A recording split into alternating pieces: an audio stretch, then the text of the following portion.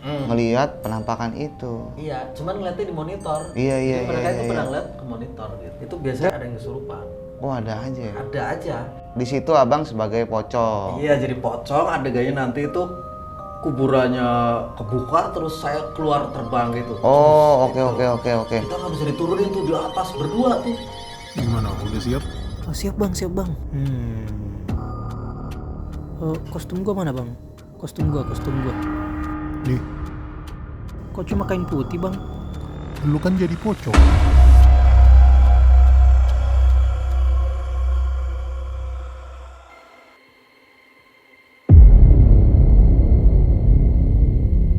Selamat datang di Tron, cerita horor terkini yang akan mengocok-ngocok adrenalin kalian. Semakin dikocok semakin tegang. Masih sama gue Icang di sini dan kita udah kedatangan narasumber yaitu seorang stuntman yang bakal menceritakan kisahnya, pengalamannya saat syuting mengalami hal-hal atau kejadian-kejadian yang aneh. Kita kenalan dulu sama narasumber kita. Bang Andrian. Ya. Oke Bang Andrian, sebelum kita lanjut nih Bang, di sini kita ada salah satu keharusan sebelum bercerita. Abang ini harus cobain dulu ramuan dari kita. Oh, ramuan apa tuh? Ada. Ramuan ini ramuan pengikat hawa nafsu, pelepas adrenalin. Oh. Jadi abang harus cobain dulu nih. Oke.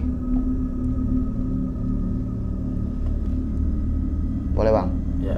Jadi nanti kalau habis minum ini jadi biar gimana gitu? Pokoknya minuman ini, ramuan ini nggak bisa dijelasin kayak gimana rasanya. Jadi abang harus rasain sendiri langsung. Oh, oke. Tapi aman lah ya. Aman dong.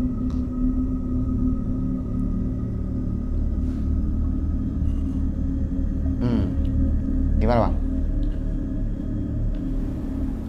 Ya kayak air biasa sih sebenarnya. Tapi udah ada berasa-berasa. Punggung kali ya, agak hangat gitu ya. Oke, kalau udah mulai berasa adrenalinnya kita langsung lanjut ke ceritanya. Boleh bang? Ya. Jadi ini pengalaman gua waktu syuting lah ya, sekitar tahun 2009-2010. Ya. Sekitar tahun itu.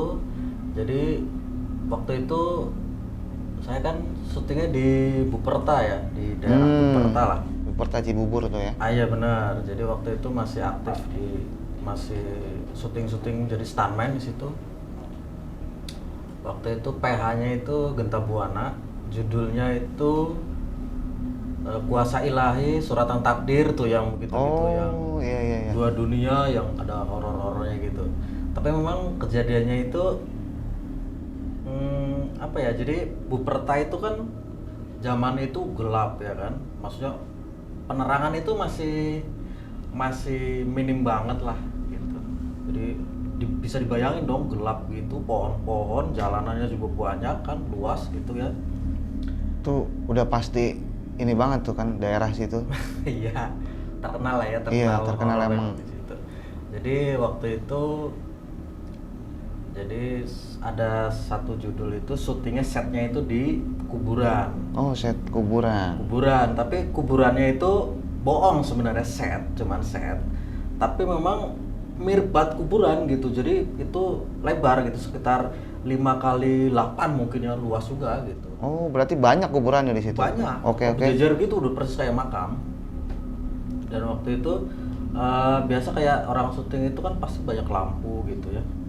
Lampu-lampu di setiap sudut lah biar kelihatan. Sebenarnya terang, di set itu terang karena kan orang syuting kan nggak bisa gelap juga apa setnya kan.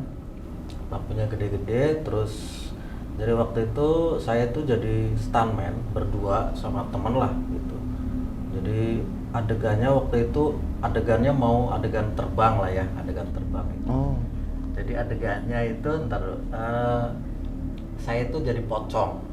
Oh, di situ abang sebagai pocong. Iya, jadi pocong. Adegannya nanti itu kuburannya kebuka terus saya keluar terbang gitu. Oh, Gitu. oke. adegannya lumayan ini juga, maksudnya memang creepy juga karena kita jadi pocong gitu kan. Gimana Iya. sih, kita kan dipocong gini kan, terus diikat gini kan. Memang ada di situ ada beberapa yang janggal gitu. Janggal gimana tuh, Bang? Jadi waktu itu kan berdua nih sama temen. Jadi si teman saya ini jadi ceritanya peran penggantinya peran utama nih. Peran utamanya ini kan adegannya sama nih, seling juga. Dia lompat, saya tuh keluar dari kuburan gitu kan. Jadi waktu itu kita udah pakai kostum, teman saya juga udah pakai kostum karena dia kan stuntman peran utama kan pakai bajunya biasa lah orang gitu kan. Iya. Kalau saya kan pakai pocong gitu. Dan itu makamnya kan udah disiap lubangnya disiapin gitu, di set supaya bisa keluar, bisa ngebuka terus ada Langsung orang keluar. Iya. Oke. Jadi kita udah standby nih, udah dipasang seling, ya teman saya juga dipasang seling kan, udah nggak bisa kemana-mana, maksudnya mau ke belakang nggak bisa, udah standby aja di set gitu, di depan kamera gitu. Jadi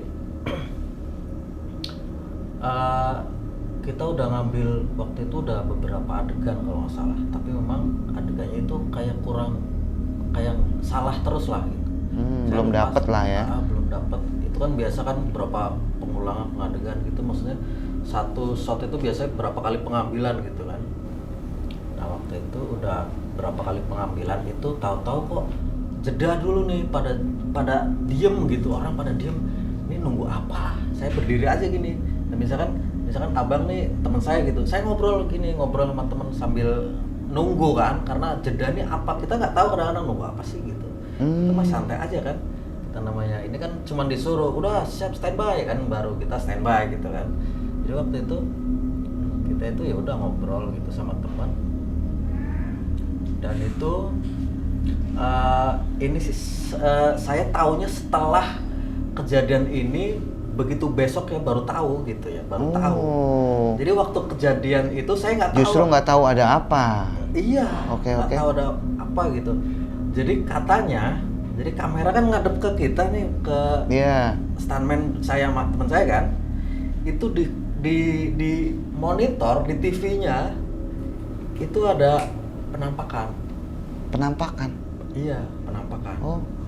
Kayak gimana tuh, Bang, wujud penampakan? Jadi teman saya yang cerita itu yang lihat di monitor, aduh pokoknya ciri khas bu, pertama cewek pakai baju merah.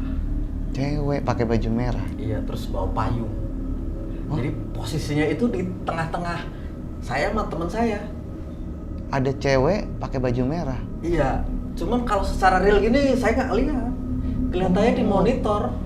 Jadi justru orang-orang di sekitar itu ngelihat di monitor ada cewek itu di tengah-tengah abang. Bener, iya. Oke, terus? Jadi waktu itu kita kan sama temen ya cuek aja, biasa ngobrol biasa gitu kan. Nah memang itu ada sekitar setengah jam mungkin kita nunggu, sementara kita kan masih diikat seling gitu kan.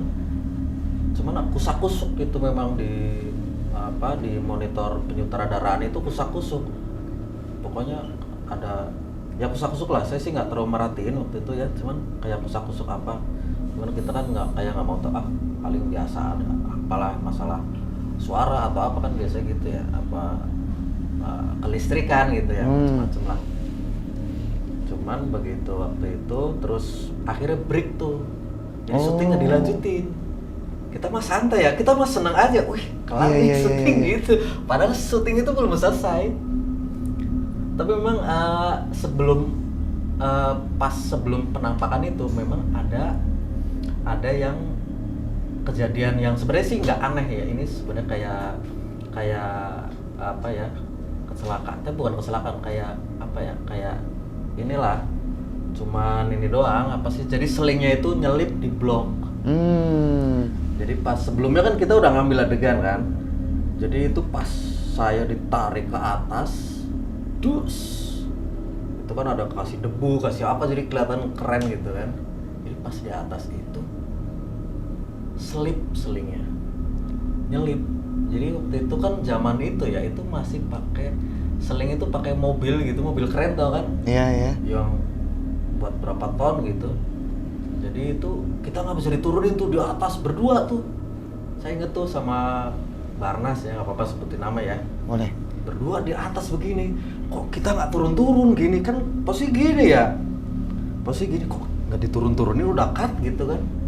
Nah, terus ada yang teriak di bawah, jangan di ini, ntar dulu selingnya selip gitu. Wah takut dong, takutnya putus gitu, takut putus. Ini langsung begini saya tuh, gini lah, sobek itu baju, Oh. sobek itu saking adrenalin mungkin ya takut gitu kan, kita pegangan begini.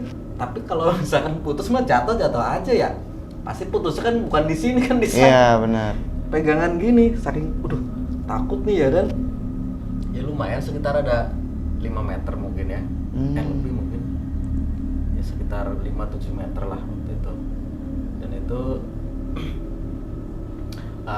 biasanya nggak pernah nyelip, karena kan biasanya udah dicek dulu kan, wah ini aman ini. Iya. Terus Pasti gitu. dari kejadian yang tadi itu Bang, si perempuan yang ada di monitor ini apakah ngeganggu abang kah atau teman abang yang ada di situ? Apa dia mungkin apa yang abang rasain saat itu? Walaupun abang nggak ngelihat nih kan, nggak ngelihat dia ada di situ, terlihatnya cuma di monitor, tapi abang ada ngerasa apa?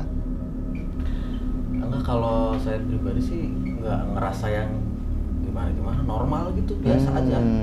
Cuman memang pas besoknya itu baru kusak-kusuk di lokasi. Besoknya kan syuting lagi dong. Iya. Di setnya yang berbeda karena kan siang. Kalau di situ kan malam kan.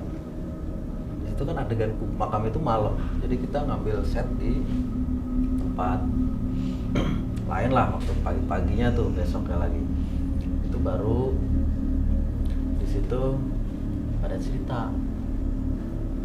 cerita bahwa di monitor itu ada penampakan baju merah itu. Tuh, bawa payung, cewek.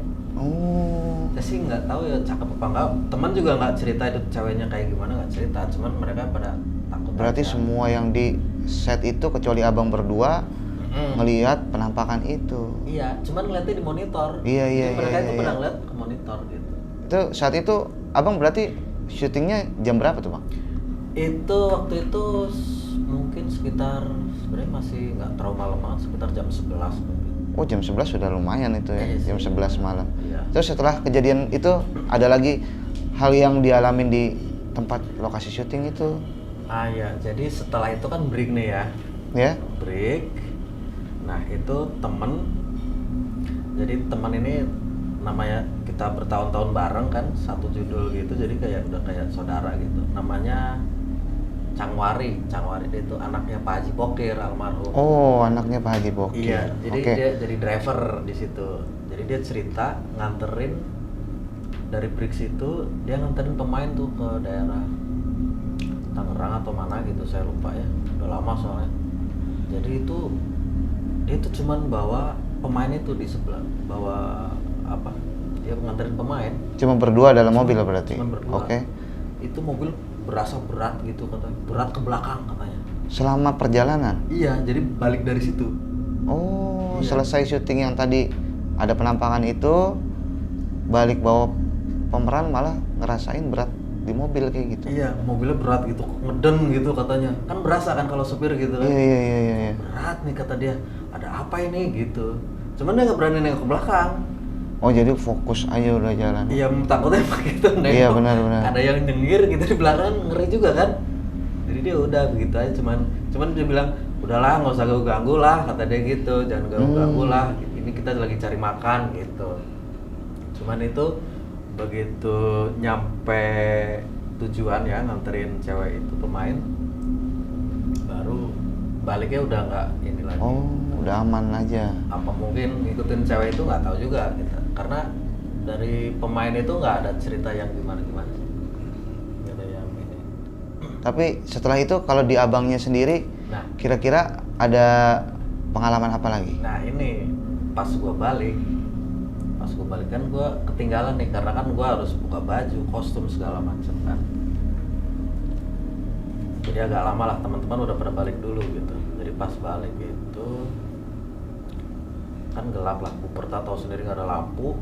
Jadi itu pas sekarang tuh posisi sekitar daerah lapangan terbang, aeromodeling. Iya. Yang belakang Tapi waktu itu kan masih lapangan tuh, masih bisa orang lewat apa segala macam gitu kan. Jalan sendirian. Karena yang lain udah berbalik kan, karena saya harus buka-buka baju apa ngelap make up segala macam lama kan. Waktu itu nggak pakai motor karena jalan kaki lah. Jadi di belakang Buperta itu ada pintu akses khusus warga lah, warga. Iya, situ. yang untuk bolak-balik ke situ berarti. Jadi kayak misalkan itu kan suka ditanamin singkong juga tuh dulu di situ. Jadi tuh ada temboknya itu dibolongin sama warga tuh zaman itu. Jadi biar akses keluar masuk gitu. Saya lewat situ. Jadi kos saya tuh di dekat-dekat perkampungan situ lah. Itu sekitar jam berapa, Bang? Itu mungkin sekitar setengah satuan mungkin ya. Setengah satuan. Jam 12 gitu lah. Oke. Jadi pas itu sekitar jarak 5 meteran itu aneh itu ada pohon-pohon pisang gitu kan di dekat pagar tembok situ banyak pohon pisang. Ya. Ada pohon pisang, ada kayak lilin, kayak orang naruh lilin gini. Gimana sih di atas pohon pisang gitu? Di atas pohon pisang ada lilin. Iya, jadi pohon pisang dahan gitu kan. Daun-daun terus ada kayak api gitu di atasnya. Oh. Itu Abang berarti ngelihat saat pulang ngelihat depan mata Abang. Iya, itu paling jaraknya 2 meter mungkin ya dari saya ngelihat ke itu lilin itu. Oh. Bukan lilin sih, kalau kata saya bukan lilin. Karena kalau lilin kan gini ya, goyang. Oh, berarti tapi yang Abang lihat mungkin api lah, maksudnya sejenis api gitu. Iya, sejenis api kayak api lilin, tapi dia anteng gitu, anteng diem gitu. Saya tuh sampai ngeliatin gini sambil jalan. Ini siapa yang naruh lilin di atas? Gitu, sampai nggak ada rasa takut gimana, karena itu nyata. Bener-bener kelihatan nyata banget, jadi kita nggak mikir itu setan atau apa, nggak mikir. Oke, tapi Bang, selain di lokasi Abang syuting itu, ada di mungkin tempat-tempat lain daerah Buperta atau di spot-spot lain yang Abang mungkin pernah mengalami, atau kru-kru lainnya yang biasa syuting bareng Abang, apa ada pernah ngalamin kejadian-kejadian aneh gitu, Bang? Jadi paling di danau depan. Oh, itu. danau yang pas dekat pintu masuk itu. Iya benar. Itu pernah syuting di pinggir danau situ. Jadi waktu itu posisi mau maghrib, jadi setnya malam. Biasa kan ngesetnya itu dari sore dong. Iya. Dari jam 5, setengah 6 gitulah. Jadi karena pengadegannya malam gitu, adegan malam. Jadi mereka itu anak-anak lighting, teman-teman lighting pada masang lampu di sekitar situ lah. Ada yang masang pinggir danau apa kayak gitu kan, masang lampu. Dan itu ada salah satu teman kita itu anak lighting kesetrum di situ. Oh. Kesetrum ya. Jadi sebenarnya itu kan mereka udah biasa lah ya, anak lighting itu kan biasa tahu mana yang bahaya mana enggak gitu. Dan anehnya itu memang itu termasuknya aneh karena dia kesetrum di pinggir danau situ. Jadi memang dia pasang lampunya itu, jadi kaki lampunya kan ada 3 tripod. Ya. Jadi salah satu kakinya itu memang ke air gitu, ke air danau gitu. Untuk setrum dia. Kesetrum di situ. Di situ juga kan soalnya emang ada beberapa kejadian di danau itu, apalagi kan banyak kejadian yang orang suka nyasar di situ. Ada yang suka, pokoknya banyak gangguan-gangguan di daerah danau situ yang gue tahu nih, Bang. Dari banyak cerita orang juga, dan teman gue pun suka ada yang pernah ngalamin kejadian di danau itu, banyak yang hilang atau yang di situ banyak lah gangguannya. Mungkin itu termasuk. Iya, jadi itu konon itu danau situ itu setiap tahun itu 1 orang. Oh, memang Nah, akan korban berarti. iya. Jadi memang saya kurang tahu juga sih ya itu apa kayak korban tahunan atau gimana, saya kurang tahu juga, tapi itu setiap tahun pasti ada yang meninggal di situ. Kejadian di danau itu ya. Tenggelam atau lagi mancing jatuh ke situ biasanya gitu. Setahun sekali itu kata orang-orang situ di situ. Lumayan. Dan yang tadi itu yang baju merah itu, kalau warga situ bilang ya, warga lokal situ dari Pondok Ranggon itu namanya yang baju merah tadi yang cewek itu namanya Teh Mumun. Teh Mumun. Teh Mumun, iya. Oh, itu memang sudah Ah, terkenal di daerah situ. Teh Mumun itu memang Iya. penunggu di salah satu spot Buperta itu. bukan di spot itu tapi memang di wilayah dari Pondok Rangon terus sampai daerah-daerah Cibubur situ itu memang terkenal itu. Oh, dia yang memang penunggu di situ. Itu kalau orang warga situ ya itu nyebut Teh Mumun itu nggak berani. Mereka cuma nyebutnya teteh gitu, teteh gitu. Oh, tapi Iya. memang dikenalnya sebagai Teh Mumun itu. Teh Mumun, iya.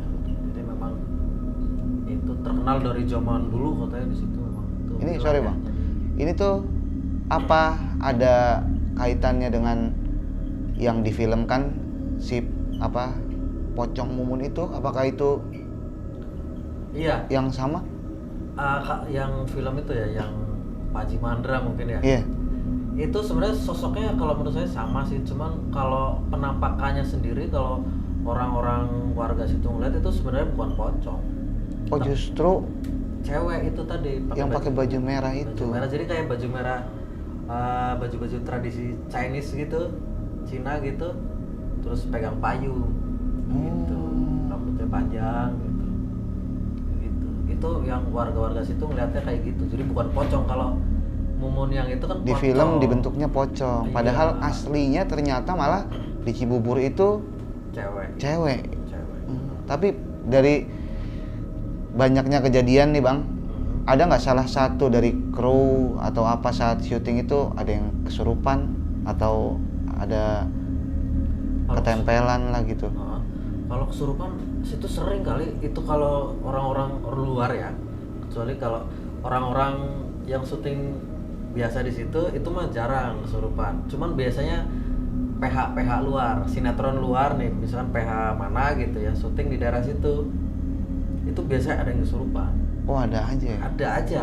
Tapi kalau dari abang sendiri, Kalau dari orang yang biasa syuting kayak PH Genta itu kan memang setnya di situ terus ya. Jadi kayak ibaratnya kayak memang kantornya di situ lah gitu. Itu paling kayak accident gitu sih, kayak accident kayak tadi yang seling nyelip kayak gitu-gitu. Terus oh. ya kayak gitulah, yang kesetrum apa kayak gitu. Tapi abang berarti pernah melihat langsung ada yang kesurupan? Kesurupan pernah lihat langsung sih pernah. Itu waktu itu PH lain ya syuting di situ. Pernah sih. Oh, sampai kesurupan kayak gitu ya? Biasanya anak-anak ekstras itu kan suka bengong ngelamun apa gitu ya mungkin. Cuman kalau kru itu kan karena lagi aktivitas gitu kan pasti otaknya kan aktif ya. Jadi Iya, mungkin iya. kesurupan susah kan. Mungkin gitu ya. Gitulah. Oke. Pengalaman apa lagi bang yang bisa diceritain? Mungkin dari abang sendiri atau mungkin adakah pesan abang mungkin yang bisa dikasih buat penonton? Ya jadi kalau kerja atau syuting di daerah Buperta itu ya, atau daerah umumnya di Cibubur lah, khususnya di Buperta itu jangan lupa berdoa, permisi gitu. Maksudnya permisi bukan berarti kita itu takut sama dia, enggak. Iya. Cuman maksudnya itu apa ya? Ya permisi lah numpang nyari makan gitu kan. Terus baca doa gitu-gitu. Lebih tepatnya lebih menghargai lah, Pak. Mungkin karena di sana itu pasti bukan hanya kita doang, tapi ada makhluk-makhluk lain yang mungkin memang tempatnya di situ, gitu kan bang ya? Betul. Oke, makasih banyak abang Iya, atas sama-sama. ceritanya. Terima kasih sudah datang ke sini. Ya. Oke, buat semua yang nonton, itu cerita dari Bang Adrian yang mengalami ada hal-hal yang mengganggu saat dia syuting di Buperta. Mungkin buat semuanya yang ada di sini yang punya cerita juga, yang mau bercerita tentang kisah-kisah horornya kayak gimana, bisa langsung di komen aja di bawah. Oke, jangan lupa nonton terus Crot, dan jangan lupa di like, comment, dan subscribe. Thank you.